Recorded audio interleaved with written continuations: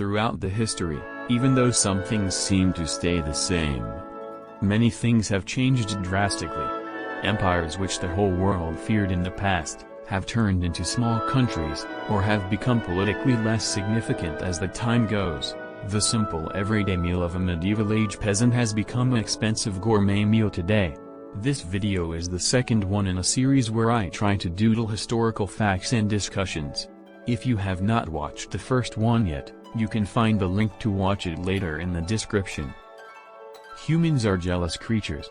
Be it someone envying another person who is better off than them, or a child feeling jealous because mom seems more interested in their little brother now. It is a part of a human's psychology from the time when a caveman was making unhappy Oonga Boongas when he realized that his neighbor's family is more thick than his. This feeling of jealousy or envy in humans has in part shaped the world as it is today. Sometimes, we fail to recognize that some feelings of discontent, distrust and distress are actually stemming from feeling of envy towards someone. Why did many revolutions, coups, and assassinations take place? Sure, there are a lot of reasons, political and economical. But let's dive in a little deeper! The Russian Federation has a multi-party political system, where one party is widely dominant. The USA has a democratic two-party system, while China has a socialist single-party system. There are other governing systems as well, such as hereditary dictatorships and absolute monarchies. There are constitutional monarchies as well, but I don't know how those actually work. The problem with people is, whatever the system which they are being ruled doesn't matter much when they start to feel jealous based on the fact that the government is always getting more benefits or doing whatever it wants even though common people can get and do relatively less things. You don't realize this much when governments or rulers keep changing. But when someone is in power for a long time, people start to compare the life of the boss of their country to theirs. This happens subconsciously in the mind while on the surface, what you feel is a distrust or disgust towards the government. This is one of the reasons why rulers have the lowest approval rate when they are at the end of their office terms. Is your czar having a lavish life while the empire is suffering from widespread food shortages? Start a communist revolution. You can always get a new czar later. Is democracy failing in your republic? Do the same. If you get bored with communism, you can look at other options. There are many systems to rule a country: autocracy, democracy, socialism, nationalism are a few. Whether the country is ruled by a legal system, a person or a group, in the end, it is just a form of governance. At the start of civilization, all forms of governance were more or less authoritative. Powerful monarchs decided everything and anything within their kingdoms. Most people did not even think of any other system than having a ruler to rule over. Problems start when a particular ruler stays in power for too long. People start questioning whether the current ruler is suitable to rule the country any longer.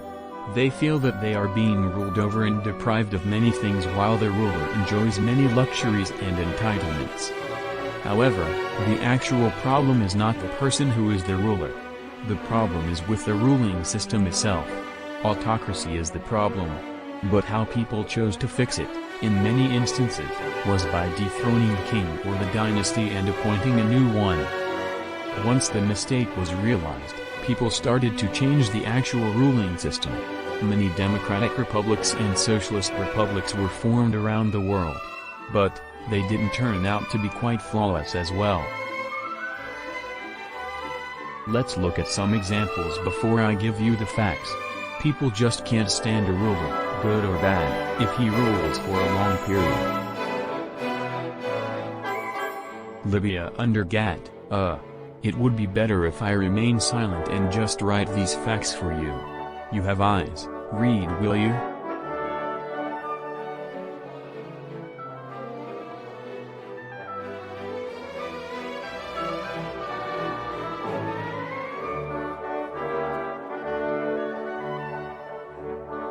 Some citizens got fed up with him. Accused him of being a dictator who violates human rights, so somebody helped them to get rid of him. Did Gaddafi violate human rights of some people? Yes. Did he keep his dead victims and coolers as trophies? They say so. However, These were mostly problems for the international community. I am not saying that his citizens did not face any problem. But Libya was much better than what it is today under his rule. Whatever inconveniences people faced under Gaddafi are overshadowed by the out-of-the-world benefits they received under his dictatorship. So, why did the people want to eliminate from existence a ruler who made their country a better place? Let's look at this example from Sri Lanka. Although being a prosperous country in the early 1900s, when Mahinda Rajapaksa was being sworn in as the president in 2005, Sri Lanka was literally a country nobody wanted to live in. It was under attack for 30 years by one of the most organized terrorist organizations in the world, as designated by US, EU, UK and some other countries. The terrorists committed some of the most inhuman crimes we can ever think of and blasted bombs all across the country, killing thousands of people. They even attacked the main international airport of Sri Lanka. This was the only terrorist organization in the world to possess their own submarines. Yes, they were small, but still they were submarines. It was evident that some big country was supporting the terrorists, but that's a story for another day. Long story short, this Mahinda guy made sure the army takes out all the terrorists within his first term in power and liberated the country from the fear it was enshrouded with for 30 years. So the people happily elected him for a second term, in which he was able to turn Sri Lanka from this to this. But when he wanted a third term, people were not so happy because, man, he was in power for 10 years. He is rich now, but we, not so much. The same old subconscious human envy towards someone who is constantly enjoying much more benefits than you while ruling you rose up, and Sri Lankans decided to make a change. Mahinda Rajapaksa was ousted. We can only imagine how good this change was, because in the end the people had to put him back in power to undo all the changes. I hope they learned their lesson. Now let's look at the great motherland, I mean Russia. Let's look at Russia. I am tired of drawing so much, and I already gave too much time to Sri Lanka, so let's try to make the Russian story short and sweet. Handing over to Dmitry. Привет из Советского Союза. С 1992. Ha ha ha ha. Just joking. I hope you all know what the Soviet Union was and what happened to it. I know you think of potatoes and famine when you hear of the fall of the great motherland by the end of 1991, but things have changed now. There is no famine, and, about the potatoes, all of them have been turned into vodka. Jokes aside, the Russian Federation faced a very tough time after the fall of the Soviet Union. Economy was in shambles and there was hardly enough to eat for many people. Losing large areas of land from its control and falling down from the superpower status meant that it was not going to be the global player it once was any longer. Some politicians from other countries have expected to make Russia their puppet, but look what has happened now. Yes, the Russian economy is still not at its best, but since Vladimir Putin came into power, Russia has seen constant growth economically, politically and militarily. Is there any country which USA thinks twice before messing up with? Yeah, there is one. From re-annexation of Crimea to loosening the ties between USA and EU, Russia has a big influence over world affairs. This would not have been the case if Putin had not been in power for such a long time. Russia today would not be half the country it is without Putin. He has not only given the top-notch military gear and a diplomacy that can change the world to Russia, but has also given a leader loved by countrymen and foreigners alike. Naturally, we would expect that people of any country would want to keep this kind of leader forever. Especially when YouTube comment sections are filled with people from different countries wanting Putin to be the leader of their country too. But that's a little bit far from the truth.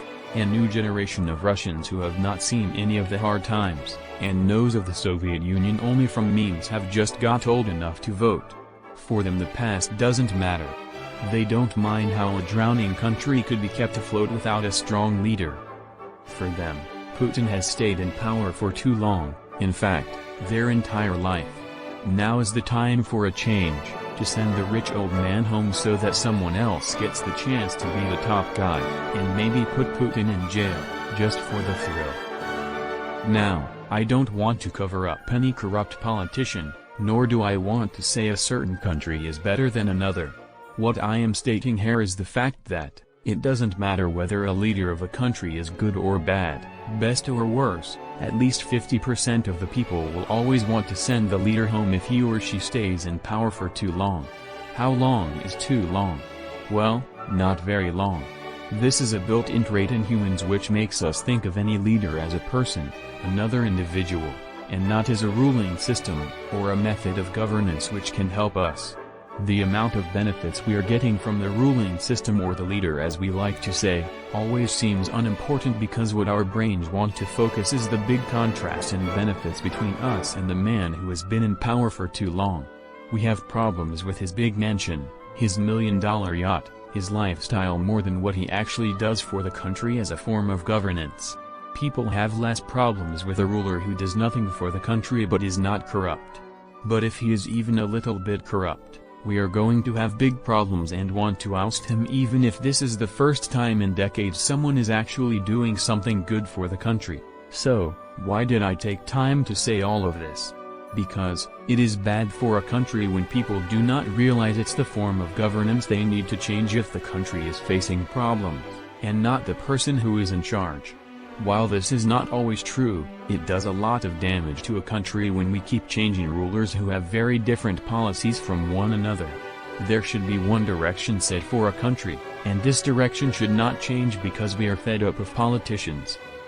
Take USA, for example. Yes, they do have their divides, but even though they have number of alligators square as a part of their standard measuring system, their system of governance is so strong that no one can change it. Not even the president. In fact, although presidents change every 4 years, and people speak a lot about that, almost no one has even thought of changing the governing system. This might sound a bit strange to Americans, because who wants to change the governing system in USA, even though many people in Russia, China, European Union, India, Africa and South America not only want to change their leaders, but the whole governing system of their countries.